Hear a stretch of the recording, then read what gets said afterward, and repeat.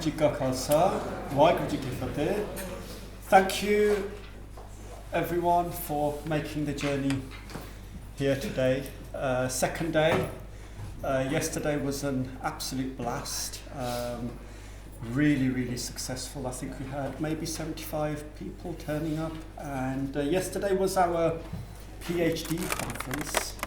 So we had PhD students up and down the country, various universities, presenting their research. It was interesting because some of them were towards the end. Literally, this was their last presentation. One of them, in fact, was presenting 4 days before his Viva.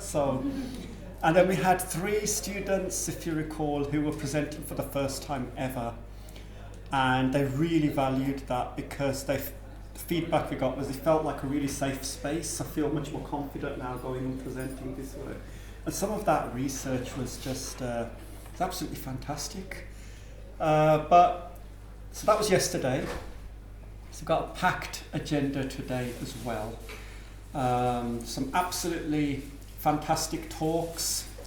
But let me just take you through the day. First thing is, this is run by volunteers, and we are still looking for more volunteers. If there's something you think you can give to help us organise, not just this, but some of our other plans and projects, please put your hand up, not now, but later on, and reach out to one of us and tell us that you want to volunteer. Got lots of plans over the year. If you've travelled in, you need to pay for car parking. Please pay before midnight. It's only about, I don't know, £2.50 maybe. On the car park, there's a QR code. You just scan it, and you've probably done it loads of times before. Hopefully you know how it works. At lunchtime, we will take another conference photo. Took one yesterday. It'll be the same place. And hopefully it'll be easier to shepherd you and herd you together than it was yesterday. But another conference photo, so please don't run away. Stay for the photo at least, and then head off. I said a moment ago, we've got lots of plans for the year. One of the plans is an annual report, which we're already producing. Got a lot of data together. We've been kind of gathering data on things like international recruitment across not just the UK, US, Canada, Australia. We've got a lot of data. We've managed to now get a list of the top 2% Sikh scientists. So this is the Stanford list, the famous Stanford list of top 2% global scientists. So we've now managed to identify Sikhs from that. That was very difficult because the only way you could do it is by going through names and checking profiles. But we've managed to do that. So we want to include that data. There will be an event at which we launch that report. And then we want to do that every year. We just want to kind of release an annual report every year. Because, we are representing Sikhs in a very big sector. The education sector across the UK, globally, in fact, is huge. And, we are a very important sector, obviously. And there are a lot of Sikhs in the sector, and we want to kind of represent them. That will happen in roughly September. No excuses next year. I didn't know what date it was. It's always the first weekend in June. Okay, so next year is the 6th and 7th. We haven't done a World Cup check yet, so we don't know if it clashes with the final or something. But if it does, then I've got a suspicion we might change the date. But yeah, it's the first weekend of June next year. The call for papers normally goes out around February. Okay, so call for papers will go out. If you want to present, you respond, and registrations start pretty soon after that as well. Yesterday we spoke a lot about networking. If you haven't, or if you're not already following our page on LinkedIn, please do so now. Now's your chance. Scan the QR code and follow the page, and also Instagram as well. Those are the two main ways. We haven't really got a mailing list set up yet, but that is pretty much how we let the world know about our plans. So please scan these codes, right, and join. But just before I move on, I just did want to say at the bottom right there, I want to kind of just extend a thank you to the Yorkshire Centre for Equity in Doctoral Education, who gave us a very generous grant which funded the PhD students yesterday. So we were able to pay their travel, subsistence, and just make it a heck of a lot easier to get to the conference and present. So over the year we will be looking for more funds, we'll be looking at more pots of funding to kind of be able to do more work like this. And also Coventry City Council, we're running a project with them. I won't steal Harji's thunder later on. She's going to explain this really exciting project that's just kind of coming to, and it's not coming to an end, but the first phase is coming to an end. So Harj will explain that project a bit later on. What else is there to say? This is today's schedule. It's packed. There's a lot going on, right? I won't go through it session by session, but each session we've got the chairs are here. Gurnam Singh, Randeep Singh, Mangalpreet and Preet Pal are all here, so they're going to chair each session, and I'll leave it for the chairs to kind of organise those sessions. So it's a packed day. We'll take a comfort break, not in an hour, not at 11 o'clock because we're already a bit late, but there'll be comfort breaks throughout. Okay, that's everything I want to say. I'll hand over to Dr. Gurnam Singh, who will introduce the first session. Over to you. Thank you. Thank you. Yeah, thank you very much for that. Waheguru Ji Ka Khalsa. Waheguru Ji Ki Fateh. Just before I introduce our speakers, I thought I'd use the mic and just share a few thoughts myself about the importance of attending conferences. But not just attending conferences, but presenting at conferences. And as somebody who's been kind of speaking at conferences for 30 odd years, I know that the only way you can have a successful academic career is if you present at conferences. Yeah? And I can still remember, and often your first ever presentation at a serious conference is usually serendipity. It's somebody's dropped out, you know, because unless you're already well known, it's very difficult to break into that. But what happens is, sometimes conferences, last minute, you know, if you know somebody, you've met somebody, then you register in their mind, and they might have a space, or they might have somebody drop out. They say, "Oh, can you?" So when you get that first chance, don't say, "Oh, I'm not ready yet." Just go for it. Yeah, take that risk. And when you speak at a conference, of course, people start to get to know you, and it snowballs from there. So you know, I can still remember my first conference. I'll tell you why I can remember it. It was actually in Manchester. You used to be University of Manchester before. You missed it. It's going to close down now. But actually, the keynote speaker was my hero, Professor Stuart Hall. Some of you sociologists might know about Professor Stuart Hall. He was going to be the keynote speaker. And because I had done some work on Stuart Hall, I actually wrote a paper on Stuart Hall's work. Yeah, he fell ill and he dropped out at the last minute. And so the organizer, who knew me, she said, "Will you stand in for Stuart Hall?" I kind of like freaking out. I mean, me and Stuart Hall, he was like God. You know, he's like the God in sociology. And I said, "Okay, well, I'll go for it, yeah." And it went really well, you know. So you have to take risks, okay? In academia, because it's like a traffic jam. And if you don't get into that queue, somebody else will be there. And that's not about ego. I said, "Nimrata honi chahiye hai."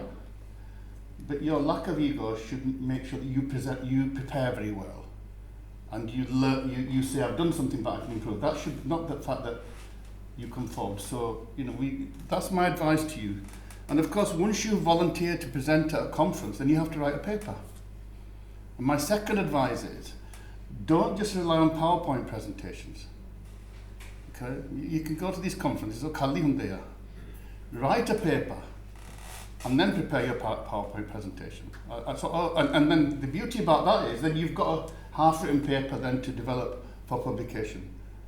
So I've done about 200 conference presentations across the world. And out of that, I've published about 120 papers.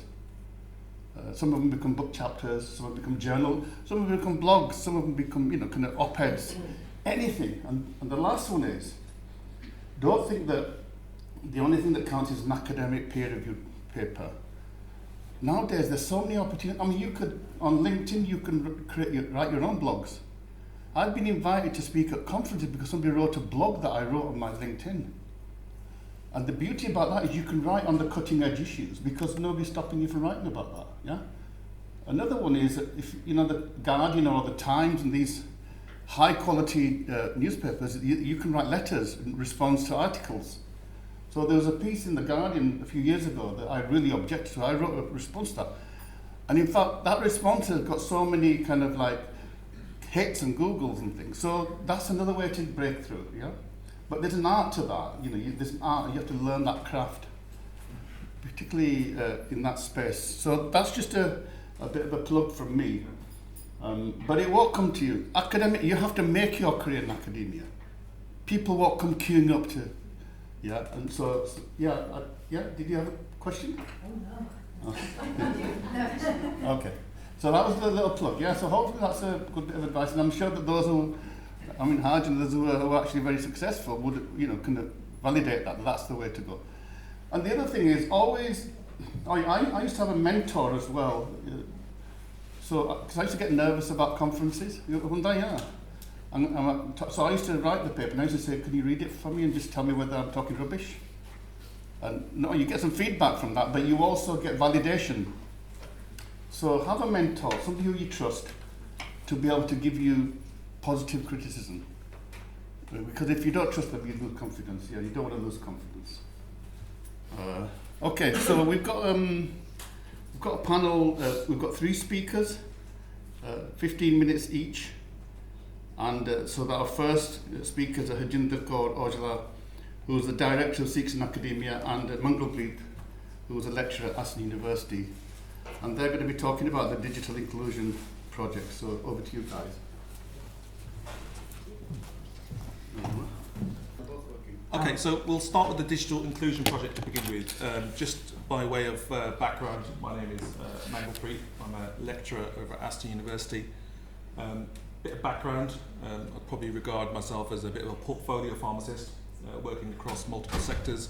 So I've worked in community pharmacy, hospital pharmacy, prison pharmacy, working in GP surgeries currently. So my role at Aston is 0.8 FTE, although I don't think you can ever really be a part-time academic. But yeah, on paper 0.8 FTE, and I remain 1 day a week in general practice. This project that we're going to be presenting to you today is called the Digital Inclusion Project. And I was really, really happy and pleased to be kind of co-leading this with Harjinder, because it really aligns with kind of 2 lenses. We've got the healthcare lens and the educational lens, from where we kind of going to deliver this project here, and it kind of meets both of those objectives.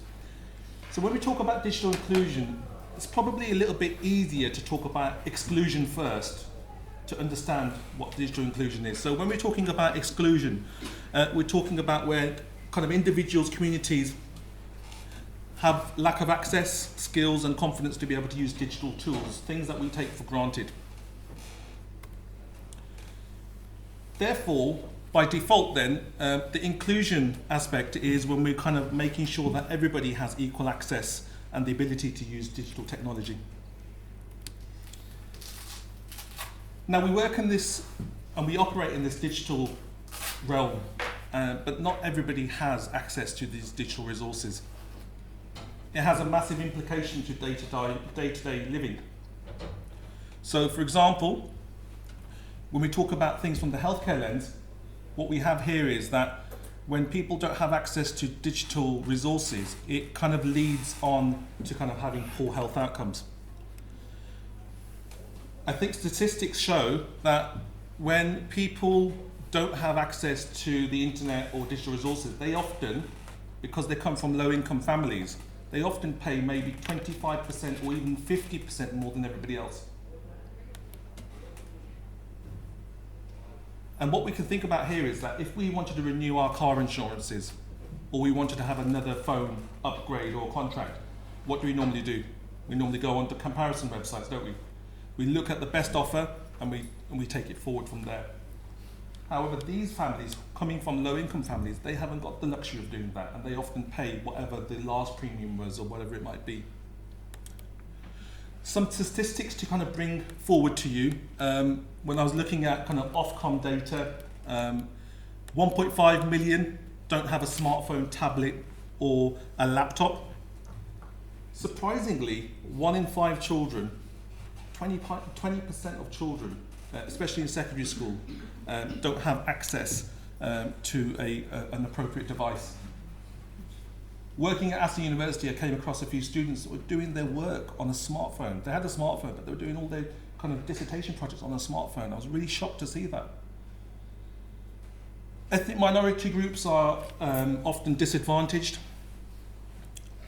and around about 10 million, according to Lloyds Bank, there's about 10 million people that lack kind of those kind of digital access tools. So where this whole digital inclusion project come from? So this digital inclusion project is a collaboration between SikhsInAcademia and Coventry City Council. So we were really fortunate and grateful for their kind of input.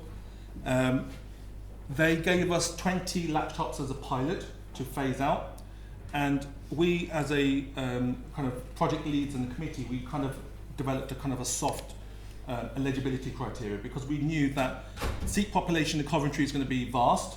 We don't know how many people we need to give these laptops to, so we need to have some sort of kind of benchmark as to who we're going to give these laptops to.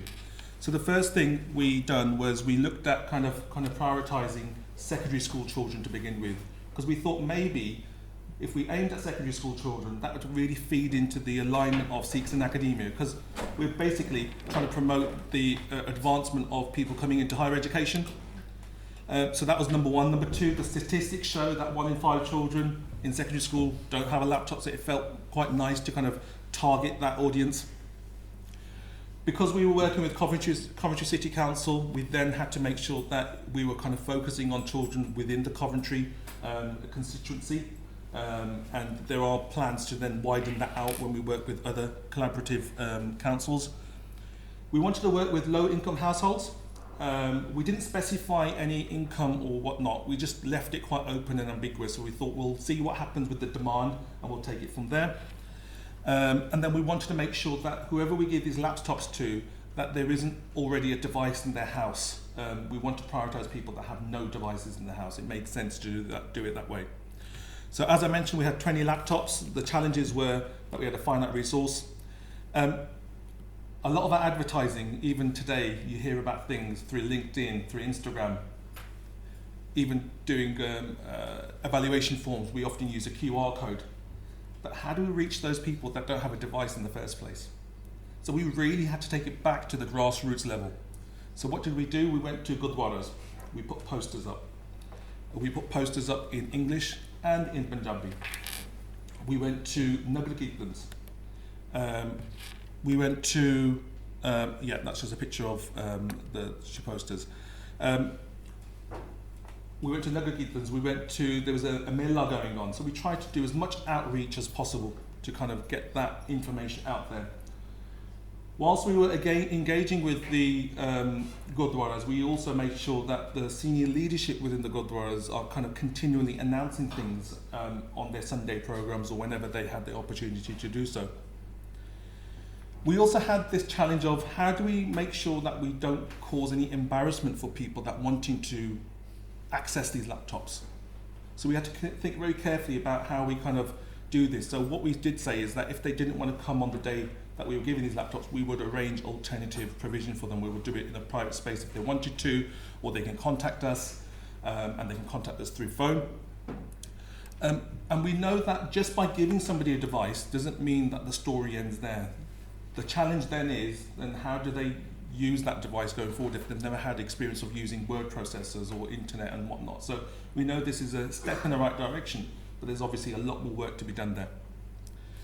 This is an example of the 2 posters that we put up. So as you can see, we were able to do the translation between English and Punjabi. And as you can see on the bottom, we put a telephone number rather than an email address. You know, we wanted to make sure that we don't cause any, you know, further barriers for access to these laptops. Another way to outreach was to kind of partner with other organisations.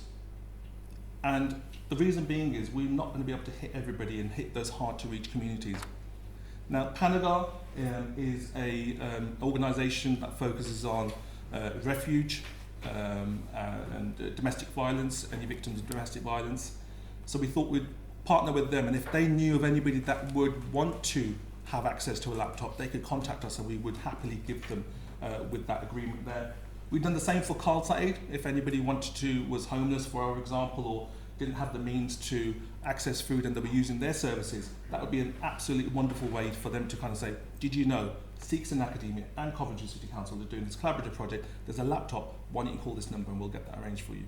What was unique about that project and the reason with Khalsa Aid, because of course it's a Sikh project, but they help others as well, is they've got a specific project where they donate things to school children that are struggling.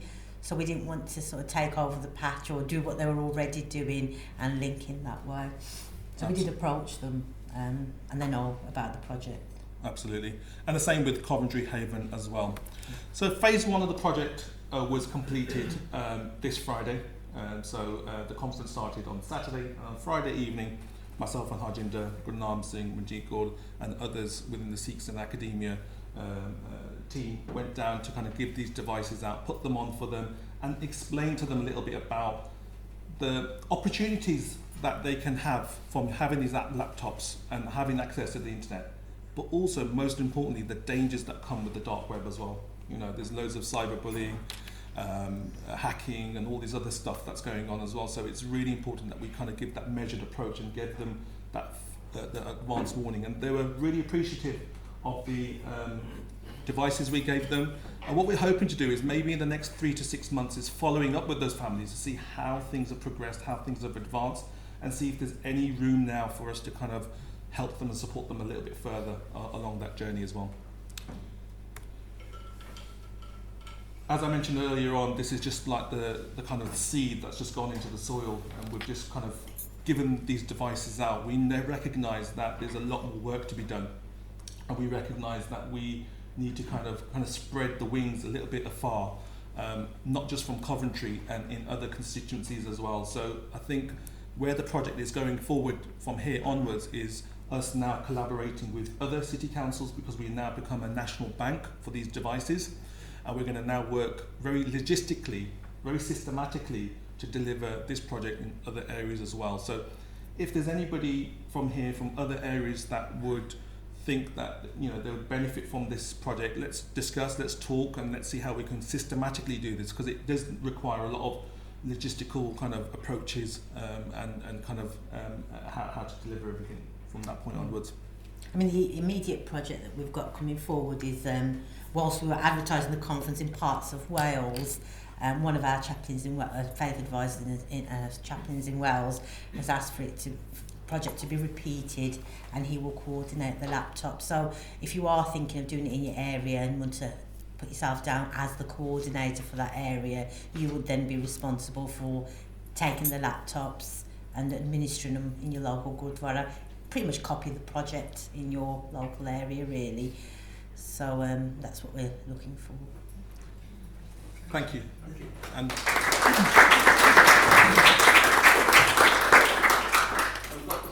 anybody got any questions? Anybody want to ask anything about the project? There's a couple over there, yeah? Say who you are as well, yeah. Harjinder, so thank you for that. That was really interesting and a great initiative as well. One thing I wanted to ask was, and this might sound like a silly question actually, so if you're targeting families who, you know, from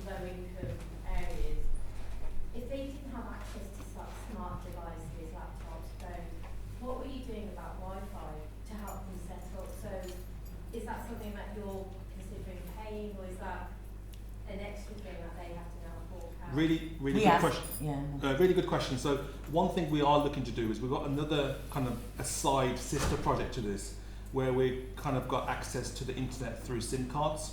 So we've partnered up with the likes of O2 and other network providers where there's that internet. So we'll be hoping to kind of do that to allow them. But for the first instance, what we thought was the device would be brilliant, not so much for the internet access, but just to be able to do the word processing and all that. But you make a really good point, and there is. We've got them at my house actually. Yeah, we've got about 70 SIM cards to give away to people. So nobody's raised that at the moment. That they haven't got Wi-Fi. I think they generally do, but we are planning to give them away as well. In fact, I was going to bring them today, but yeah, very good point. Absolutely. Yeah, thank you for the talk. So who you are? Yeah, so my name is Najwa. One question I had was kind of apart from your inclusion criteria, did you find any similarities between kind of like participants? So were they majority from like first generation families? Did they kind of come from kind of similar backgrounds in terms of like parents' jobs, or did you kind of see any similarities in that aspect? Yeah, so part of why we didn't want to be photographed, there was single parents, first generation migrant women primarily from India. And when we say first generation, it's hard to define that sometimes, isn't it? But people, migrant, I would say, migrant families who might have come from Italy, haven't been through India for the first time, and most had most had between 1 and 3 children, really. But yeah. Anybody else got a question? If not, I've got one question at the point.